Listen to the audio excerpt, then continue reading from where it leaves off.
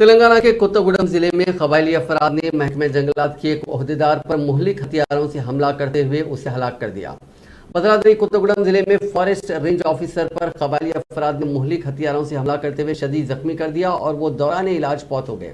تفصیلات کے بموجب آج بدرادری کوتاگوڑم ضلع کے چندرگنڈا منڈل کے بندلا پاڑو گاؤں میں فارسٹ رینج آفیسر سریواس راؤ اس گاؤں میں حکومت کی جانب سے جو درخت لگائے گئے ہیں ان درختوں کو اس گاؤں میں قبائلی افراد کاٹ رہے تھے، جس پر فارسٹ رینج آفیسر سریواس راؤ نے مداخلت کی۔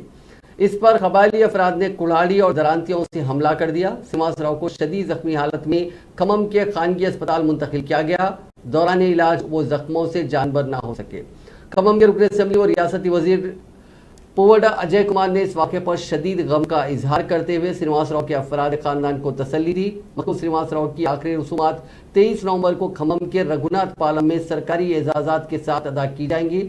تلنگانہ حکومت کی جانب سے سریواس راؤ کے افراد خانہ کو 50 لاکھ روپے رقم اور افراد خاندان میں ایک سرکاری ملازمت فراہم کرنے کا اعلان کیا گیا۔